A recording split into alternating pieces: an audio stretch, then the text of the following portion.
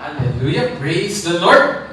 Magandang gabi po sa ating lahat, mga kapatid. At alam niyo po, parang dito lang sa atin nakikita yun sa Hong Kong, na kahit anong edad ay sumasayaw para sa Panginoon. Kahit yung mga papuntang senior na ay talagang humahabol para lang po magbigay papuri sa Diyos. Amen. So, hallelujah. Purihin po ang Diyos at tayo pong lahat ay nagtipon-tipon muli kahit ito pong sa programa natin through online ay tayo po ay nagsama-sama muli para po papurihan ng Diyos, makinig ng mga awiting makalangit at manood ng mga sayaw na nakakalugod sa ating Diyos at makikinig sa Kanyang mga salita.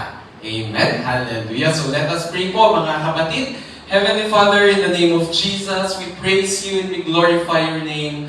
Maraming salamat po, Panginoon, sapagkat ikaw po ang Diyos na patuloy na nagsusustain sa amin, Panginoon. Sa pagtatapos ng araw na ito, nakikita po namin, Panginoon, kung paano ka gumalaw sa buhay namin, paano po kami alagaan, Panginoon, at bigyan ng kalakasan, Panginoon, sa pang-araw-araw naming pamumuhay. So Lord, we thank you for this opportunity that we have come in one accord. Even it is through online, Panginoon, ay binigyan mo kami ng pagkakataon, Panginoon, upang bago kami matulog at magpahinga, Panginoon, ay makakapakinig kami ng iyong mga salita na siyang patuloy po, Panginoon, na magbibigay sa amin ng kalakasan at sigla sa aming pamumuhay. So we praise you, we glorify you. Ikaw po ang siyang maghari sa gabing ito, Panginoon, ang siyang you will be the one who will touch your people, Panginoon, sa mga mensahe po na aming mapapakinggan. So hide me behind your cross, O God, as I acknowledge my nothingness before you, Panginoon.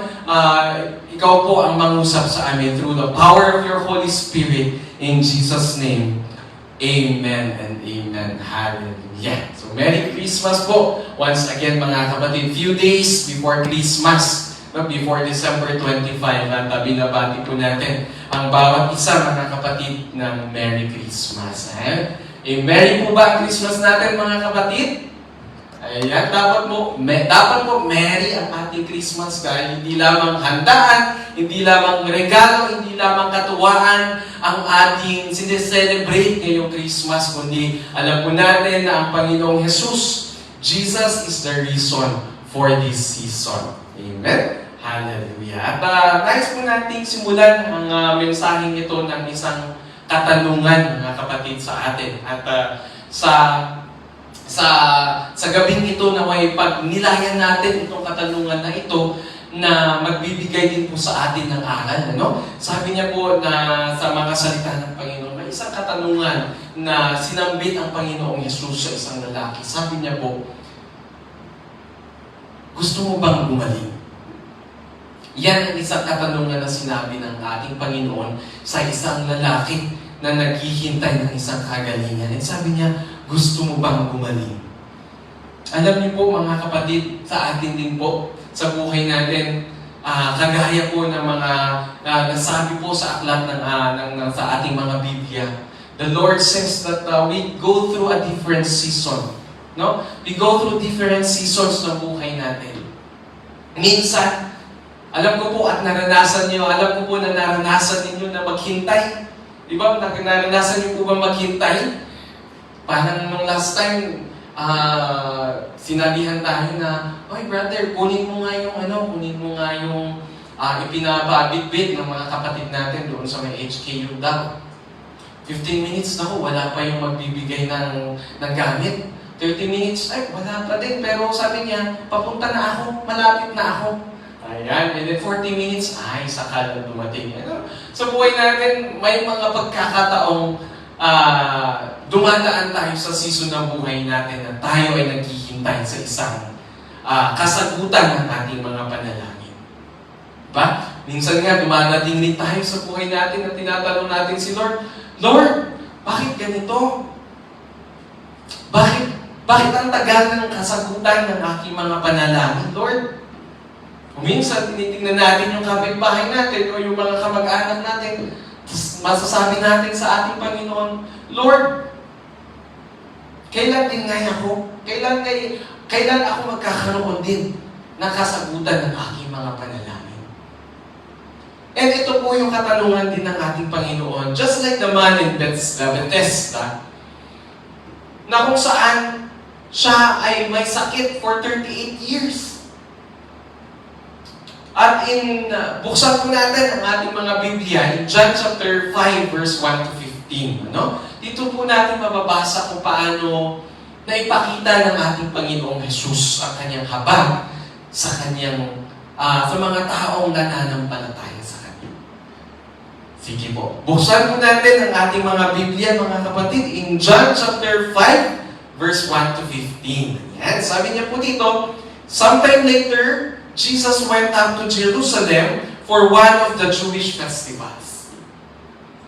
Now, there is in Jerusalem near a sheep gate a pool, which in Aramaic is called Bethesda, and which is surrounded by 5 covered colonnades.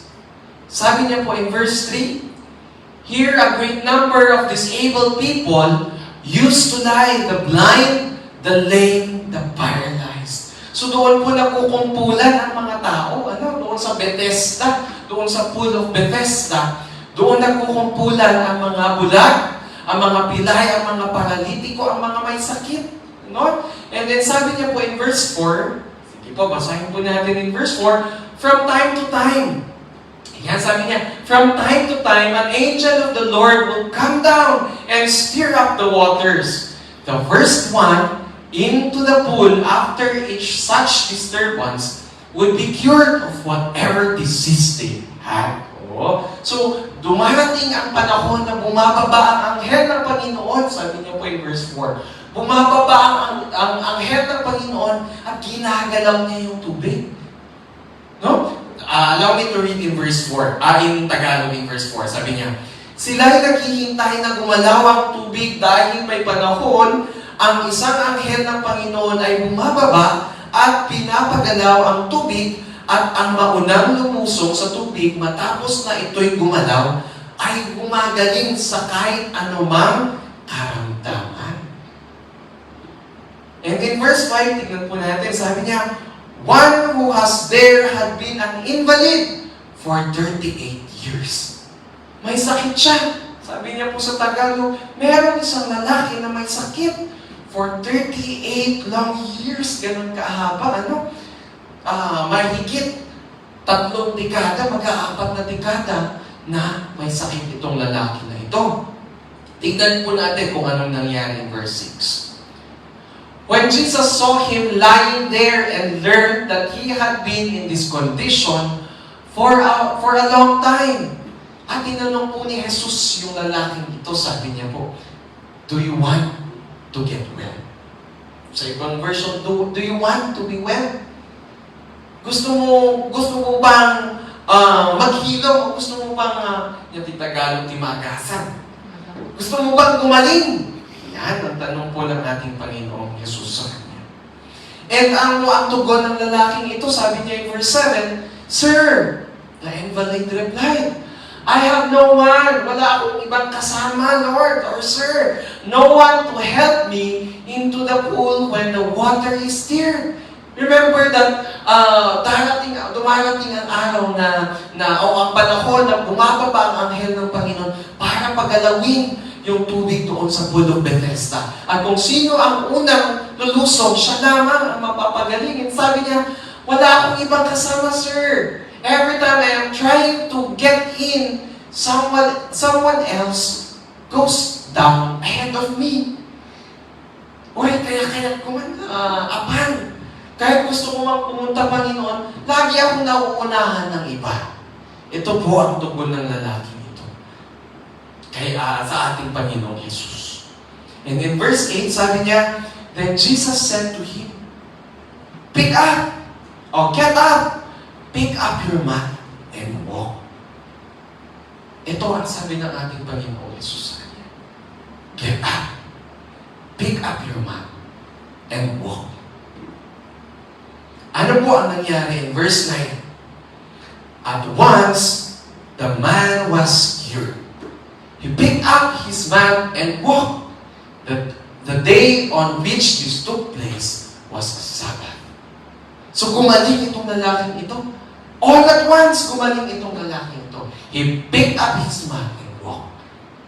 And anong nangyari sa verse 10? Ituloy po natin basahin.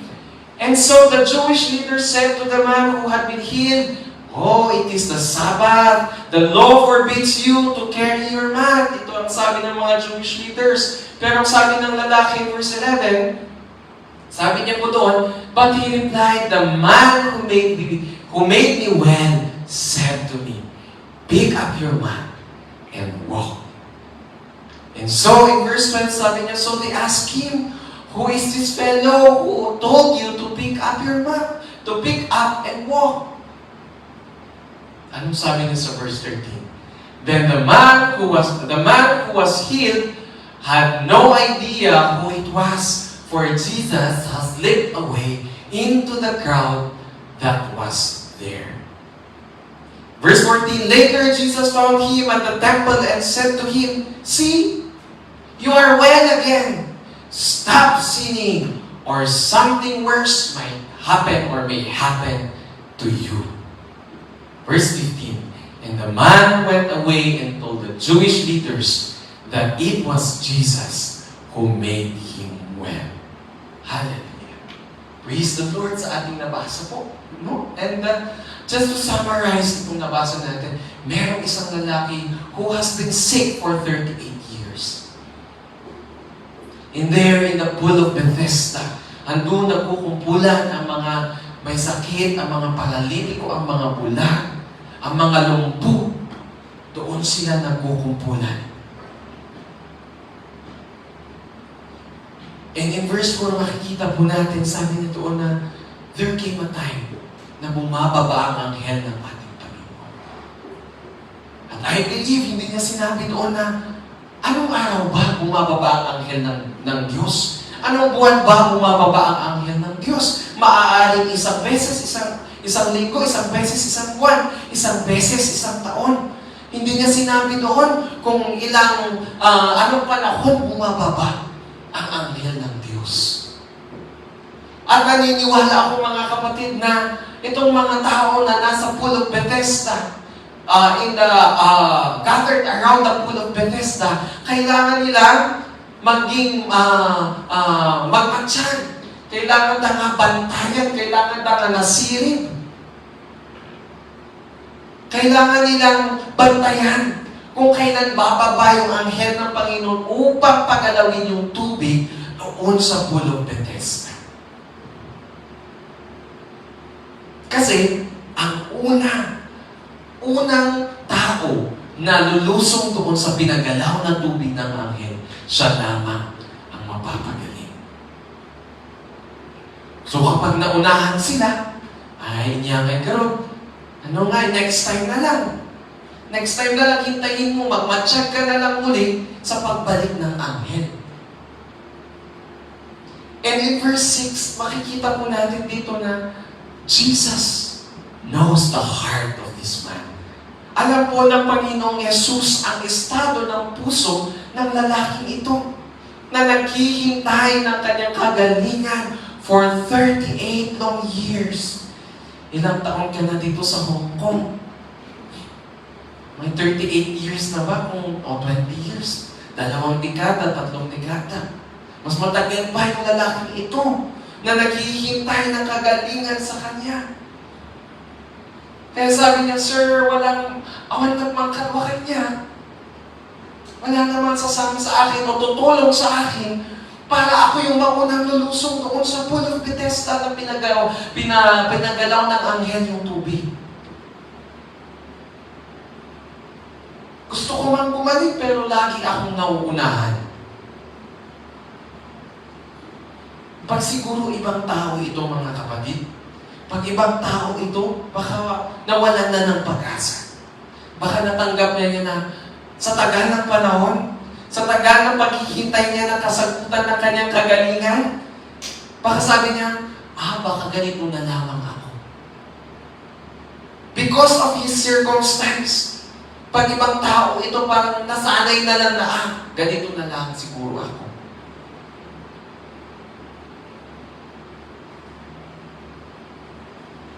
At kahit po sa buhay natin ngayon, mga kapatid. Minsan, dumarating tayo sa buhay natin. Dumarating ang panahon na tinatanong natin si Lord, Lord, ganito na lang ba talaga ako? Kung dumarating yung season ng buhay natin na tayo ay natetesting, tayo ay nasa season ng paghihintay natin. At para bang hindi natin mahintay ang breakthrough na ipinapanalangin natin sa ating Panginoon, papatanong tayo sa Lord, Lord, ganito na lamang ba ang buhay ko? Kailan din nga ako, Lord, masasagot yung aking mga panalangin? Hindi kinabaybayan iti sitwasyon tayo kakabsat. Sa tagal ng ating sitwasyon, minsan nawawalan tayo ng pag-asa. Minsan natatanggap na lang natin kung ano ang ating estado sa buhay ngayon. Baka kung na tayo makanayon tayo agrigriga, iti pa nagbiyak tayo. Apo, baka kung na tayo ni Apo, Apo, kastuyan, siguro iti pa nagbiyak ko. But you know, the Word of God says, keep the fire burning, keep the faith burning. Nakita po ng Panginoong Jesus itong lalaki na ito who has been sick for 38 years. At nahabag siya sa lalaking ito, mga kapatid. Nahabag ang Diyos sa lalaking ito. At alam natin na ang Diyos noon hanggang ngayon ay ang siyang Diyos na patuloy na kumikilos sa ating kalagitnaan. He's the same Jesus that sees your situation right now. It's the same Jesus who is looking at your heart crying. Kung nahabag siya sa lalaking ito, mahahabag din po ang Diyos sa iyo, kapatid. Dahil sabi ng Diyos sa kanyang mga salita, I am the God that healeth thee. I am the God who can make a way out for you in your present situation na parang you are at the bottom line of your life, at the bottom pit of your life. The Lord is saying, I can make a way out for you. I can move mountains for you. I can provide for you and your family. Yan po ang sinasabi ng Diyos. Kaya yung tanong ng ating Panginoong Jesus sa lalaking ito na, gusto mo bang gumaling? Iyan din po ang tanong ng ating Panginoong Jesus sa atin. Kapatid, gusto mo ba talagang gumaling? Gusto mo bang gumaling? Do you want to be well? Do you want to get healed? Amen? Hallelujah. Minsan po, mga kapatid, pag pinag-uusapan natin ang kagalingan, no, healing, ang unang pumapasok po sa isip natin, yung kagalingan ng katawan, physical na katawan. Amen? And that is also correct. That is also true. That is also part of healing. But there are some things that needs to be healed as well in our life. As we know that we are a triune being, we are composed of a body, soul, and spirit. There are also some aspects of our lives that needs healing. A healing for those who are broken in spirit. A healing for those who are broken-hearted. A healing for all those who have broken relationships within the family. A healing for those who are still chained by a childhood trauma. Nakatali pa rin yung trauma sa kanila. Ito pa rin yung pinanghahawakan ng kaaway sa kanila. A healing for those who have been hurt in the family, who have been hurt in the church, who have been hurt outside. Kaya sa dagito'y healing na kailangan din po natin aside from a physical healing, all these things we need to be healed. Upang sa gayon mga kapatid, tayo po ay lubusang makakapagsilbi sa ating Diyos. Kagaya ng isang jar, na kahit po punong-puno ng tubig, kung maraming pitak-pitak yan, hindi po natin buo na maipo-pour out ang ating serbisyo sa Panginoon if there are some leaking things in the aspects of our life. Uray pa'y iti healing iti bulsa kakabsat. Kahit po yung healing ng ating mga pitaka, ng ating mga wallet, oh yes, we need healing from those things. Kasama yan sa pagpapala at pagpapagaling ng ating Panginoong Hesus. And so, dito sa nabasa po natin in John chapter 55, verse 1 to 15, there are three things. Napansin po ba natin? There are three things na sinabi ng ating Panginoong Hesus sa lalaking ito. Unang-una sabi niya, you have to rise up. Rise up, says the Lord. Get up. Sa Tagalog, bumangon ka. No kaya't bumamagasan kung gusto mong gumaling, you have to rise up. Di ba po, pag may ayuda mga kapatid, pag may ayuda sa kabilang barangay o sa barangay hall, sabi nila, oh sister, meron daw ayuda, nakasulat yung pangalan nyo doon, kunin nyo yung ayuda nyo sa barangay hall. Pero kung tinatamad kang tumayo, tinatamad kang gumalaw, hindi natin makukuha yung ayuda. Hindi natin matitikman yung ayuda na ipapamahagi sa barangay hall. The same thing with our faith, mga kapatid. Sinasabi po ng ating Panginoong Hesus, we have to rise up. Rise up, get up. Paano po tayo mag-rise up? Paano po tayo mag-get up? Paano po tayo tumayo, mga kapatid? We have to rise up in faith. We have to rise up in faith, mga kapatid.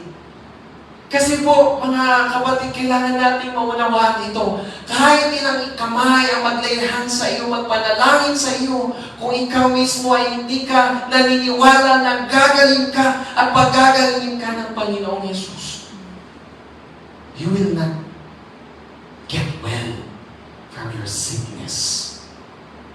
From the inner sickness that you have and the physical sickness that you have. It will be hard for you to receive healing because God cannot do anything for us if we do not rise up in faith. Kaya nga sabi niya po sa kanyang mga salita, mga kapatid, na walang imposible sa Diyos. Sa pamamagitan ng ating pananampalataya sa Diyos, ang mga bagay na hinihiling natin, posible sa Diyos. Imposible man sa tao, ang mga bagay na ito, posible sa ating Panginoon. Huray day tarikrit na ang tinabayan ka sa yung nararamdaman mo for how many long years. Yung sakit na dinadala mo for how many long years. Yung bitterness na hawak-hawak mo for how many long years.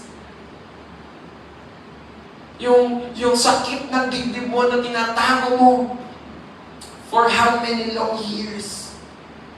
Baka may nabaybayan tayo tayo 38 years. Uray tayo tanang babalot ka niyang tatakap sa. God can deliver you. God can rescue you from your situation. God can heal you from your sickness. God can break the bondage of the chains that is entangling your feet to move forward in faith. God can break those chains, mga kapatid. Pero ang kondisyon po sa atin, mga kapatid, kailangan po nating manampalataya. We have to rise up in faith.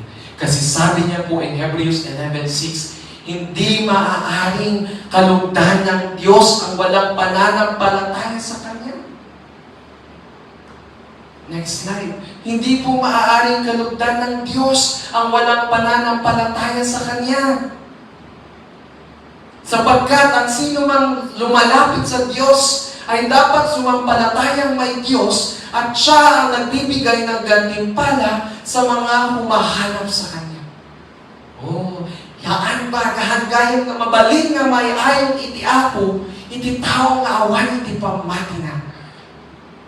Hindi maaaring kalugdan ng Diyos ang taong walang pananampalataya sa Kanya. So we have to believe, mga kapatid. If we want to receive healing, a breakthrough, an answered prayer from the Lord, we have to believe in faith that the Lord can do it for us. Diba?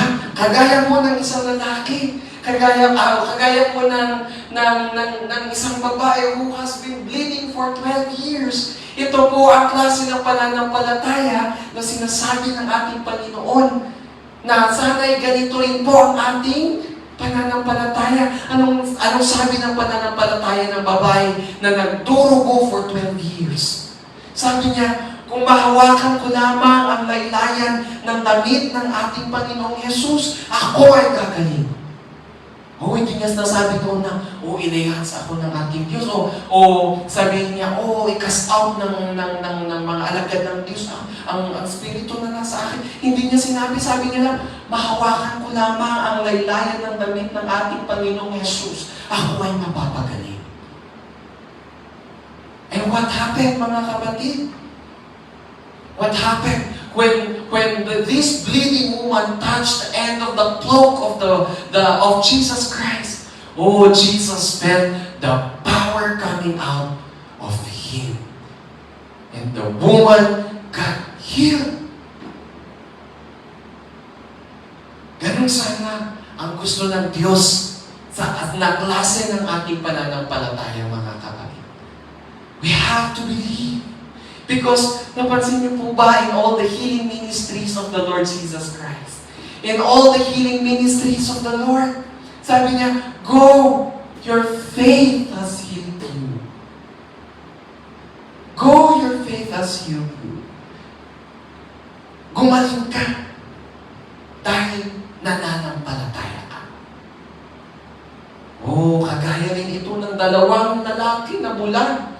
Sabi nila, Son of David, anak ni David, kami ay iyong pagalingin, sabi nila kay Jesus. At ano ang sabi ni Jesus sa kanila? Naniniwala ba kayo na kaya kong gawin ito para sa inyo? Ito ang tanong ng Panginoong Jesus sa kanila. At ito ang tanong sa atin ngayong gabi, mga kapatid. Naniniwala ba tayo na kaya gawin ito ng ating Panginoong Jesus sa atin? Anong sagot ng dalawang lalaking ito? Yes, my Lord, naniniwala kami na kaya mo kaming pagalingin. And so, Jesus made them well. Sabi niya, in Matthew chapter 9, verse 21, hindi po natin nabigay, pero sabi niya po in Matthew chapter 9, verse 21, according to your faith, let it be done. Hallelujah. That's how faith works, mga kapatid. It's in accordance to the faith that we have. Amen? Kaya po sabihin ko, may katabi ka ngayon. Sabihin mo sa katabi mo ngayon, have faith. Sabihin mo sa sarili mo ngayon, have faith. Pwede rin po natin i-chat. Dahil live po tayo ngayong gabi, pwede natin i-chat. Have faith, kapatid. Yes, we have to believe, kapatid. If we want healing, we have to believe. Ano pa?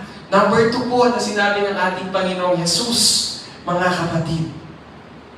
Take up your mat. Sabi niya po, take up your mat. You have to rise up and take up your mat. Number 2, take up your mat. Buhatin mo ang hinihigaan mo, sabi po ng ating Panginoong Jesus. Itong lalaki na ito, for 38 years, hinihigaan niya yung sakit niya. He has been laying down on his yung sakit niya for 38 long years. How about us? Maaari pong ngayong araw, wala tayong sakit physically. Pero baka po meron, mga kapatid, sa puso natin na tinatago po natin na nais ng Panginoon na tayo po ay makalaya sa pagkakabihan na yan. Sabi po ng Panginoon, take up your mat. Hindi yan ang lugar o hindi yan ang sitwasyon na kalooban ng Diyos para sa iyo. God has plans for you. But you need to take up your mat and surrender it to the Lord. The Lord is saying to us, mga kapatid, to take up our mat and surrender it to Him. Give it to the Lord. Because the Lord says that His yoke is easy. His yoke is light. We have to surrender it to the Lord. Parang sinasabi po ng Panginoon sa atin na exchange tayo ng burdens. Here is my yoke. My yoke is easy and my burden is light. Take it. Let me have yours. Yan po ang sinasabi ng Panginoon sa atin. So let us come into the throne of grace. Lahat po tayo na may mga bigatin sa buhay. Lahat po tayo na may kinikimkim, alam po ng Panginoong Jesus. Wala tayong matatago sa ating Panginoon. Alam niya po ang estado ng mga puso natin, mga kapatid. Take up your mat kung ano man ang hinihigaan mo, nabigatin mo sa buhay. Sakit man yan, sakit financially, spiritually, emotionally, physically. Take up your mat. Bring it to the throne of grace. And let's have faith into the Lord na kaya po ng Panginoon na pagalingin tayo sa bawat hinaing ng ating buhay. Have faith, kapatid, na kagaya ng pagbaba ng anghel mula sa langit, ganyan din ang pagbaba ng habag ng Diyos ngayon. Kagaya din po ng pagbaba ng anghel ay ang habag ng Diyos ngayon upang ikaw ay pagalingin, mga kapatid.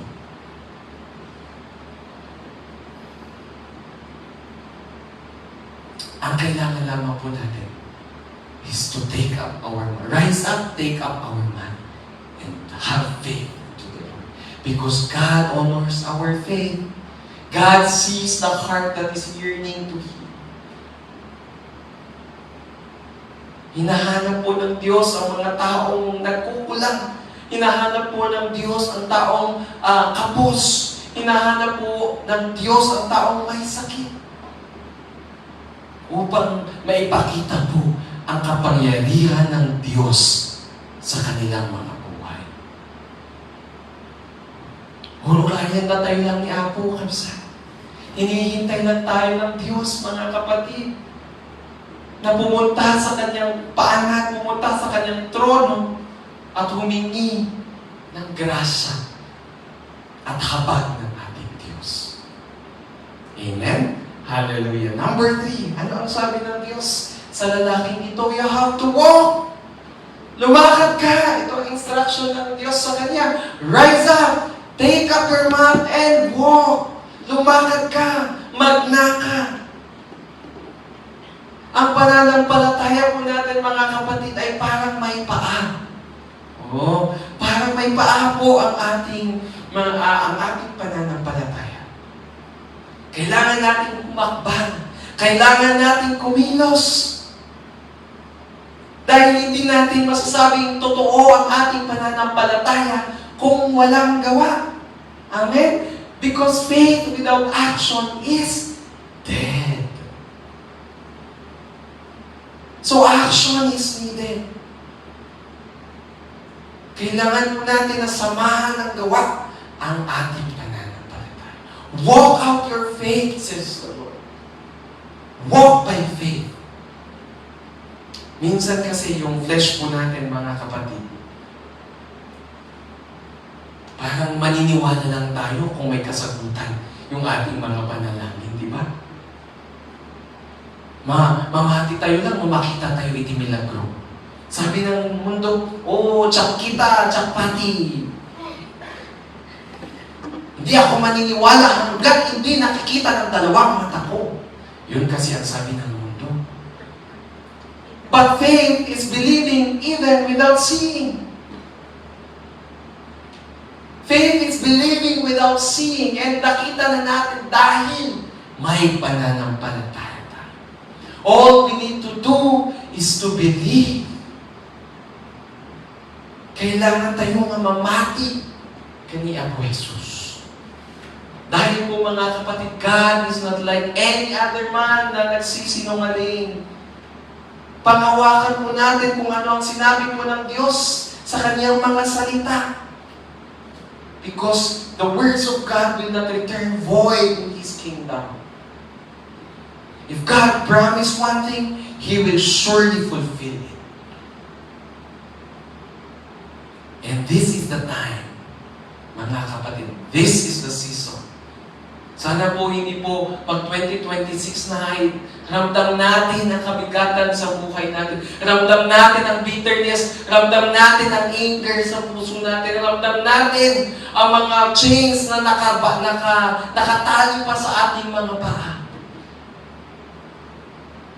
This is the time that the Lord is saying to us, rise up! Take up your mat and walk.